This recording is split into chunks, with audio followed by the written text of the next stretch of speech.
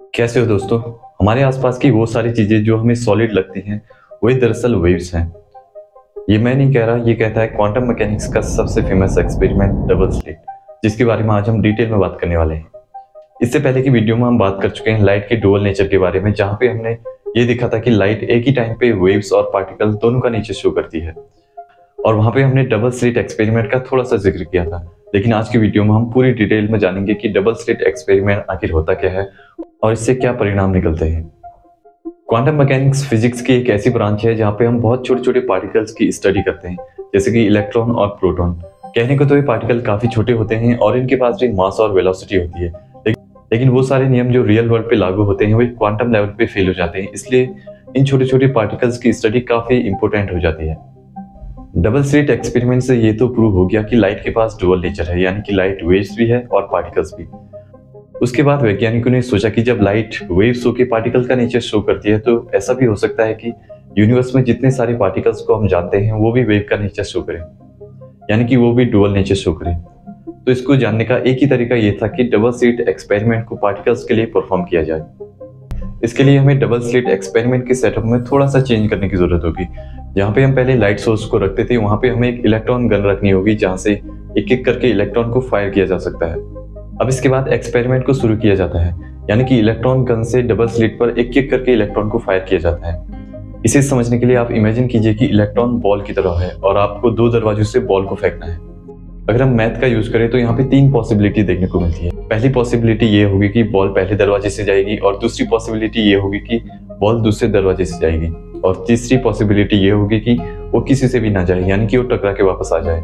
लेकिन जब एक्सपेरिमेंट को परफॉर्म किया गया तो वैज्ञानिक पूरी तरीके से शॉक हो गए, क्योंकि उन्हें उम्मीद थी कि वहां पे उन्हें ब्राइट फ्रिंज देखने को मिलेंगी, लेकिन उसके बदले उन्हें देखने को मिला इंटरफेरेंस पैटर्न।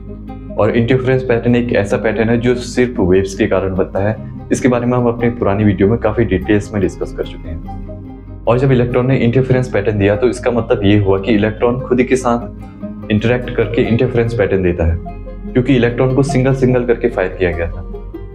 दूसरे शब्दों में कहे तो इलेक्ट्रॉन एक ही टाइम पे दोनों स्लिट से होकर गुजरा। कोई भी पार्टिकल इस तरीके से परफॉर्म नहीं कर सकता। इस एक्सपेरिमेंट से ये पता चलता है कि इलेक्ट्रॉन, जिसे कि हम आज तक पार्टिकल समझते आ रहे थे, वो भी वेव की तरह बिहेव करता है। यानी कि डबल स्लिट एक्सपेरिमेंट से हमें दो चीजों के बारे में काफी डिटेल में पता चला। सबसे पहले पता चला लाइट के बारे में जो वेव होके पार्टिकल का नेचर शो करती है, और दूसरी तरफ पता चला इलेक्ट्रॉन के बारे में जो पार्टिकल होके वेव का नेचर शो करता है। अब क्योंकि हम जानते हैं कि जितनी भी सारी चीजें हम देखते हैं वो सारी चीजें छोटे छोटे पार्टिकल्स इलेक्ट्रॉन प्रोटॉन से ही मिलकर बनी है। जब इलेक्ट्रॉन और प्रोटॉन वेव नेचर शो करते हैं तो इसका मतलब ये हुआ कि वो सारे पार्टिकल्स जो इनसे मिलकर बने हैं वो भी वेव नेचर शो करेंगे। इसलिए मैंने शुरू में कहा था कि जो भी सारी चीजें हम देखते हैं सॉलिड नहीं बल्कि वेव्स है। लेकिन इससे बड़ी शॉकिंग डिस्कवरी इस एक्सपेरिमेंट में ये हुई कि जब वैज्ञानिकों ने ये देखना चाहा कि आखिर इलेक्ट्रॉन किस स्लिट से होकर गुजरा, स्लिट ए से या स्लिट बी से। और जब उन्होंने ये ऑब्जर्व करना चाहा तो इलेक्ट्रॉन ने अचानक से इंटरफेरेंस पैटर्न गायब कर दिया। पहले वैज्ञानिकों को लगा कि शायद सेटअप में कोई गड़बड़ है, तो उन्होंने एक बार सेटअप को फिर से एडजस्ट किया और दोबारा ऑब्जर्व करने की कोशिश की। जैसे ही इलेक्ट्रॉन को कोई ऑब्जर्व कर रहा होता तो वो इंटरफेरेंस पैटर्न गायब करके उसके बदले नॉर्मल सी ब्राइट फ्रिंज को लेकर आता, जो कि पार्टिकल्स का नेचर था। लेकिन यहाँ पे मेन सवाल आता है कि आखिर इलेक्ट्रॉन को पता कैसे चल जा रहा है कि कोई उसे ऑब्जर्व कर रहा है। इस एक्सपेरिमेंट को इतनी बार परफॉर्म किया गया जितनी बार इमेजिन किया जा सकता है, लेकिन उतनी बार ये पता चला कि इलेक्ट्रॉन को किसी ना किसी तरह ये पता चल जाता है कि कब उसे कोई ऑब्जर्व कर रहा है। जैसे ही उसे कोई ऑब्जर्व करता तो वो इंटरफेरेंस पैटर्न गायब कर देता, उसके बदले वो नॉर्मल सी ब्राइट फ्रिंज को ले आता।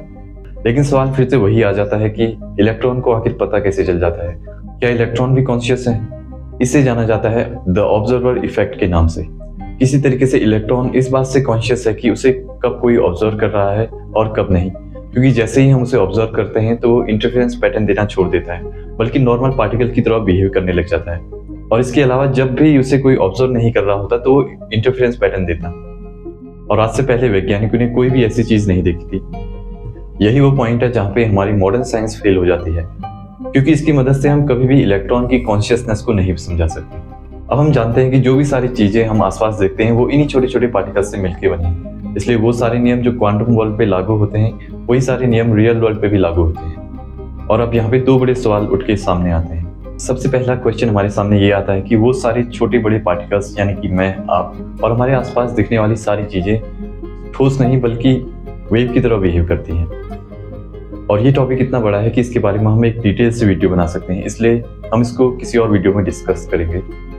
फिलहाल हम चलते हैं अपने दूसरे बड़े क्वेश्चन की तरफ। और ये क्वेश्चन ये है कि आखिर इलेक्ट्रॉन कॉन्शियस कैसे है। इलेक्ट्रॉन को कैसे पता चल जाता है कि कब कोई उसे ऑब्जर्व कर रहा है और कब नहीं। ये समझा पाना हमारे मॉडर्न साइंस के लिए काफ़ी डिफिकल्ट है।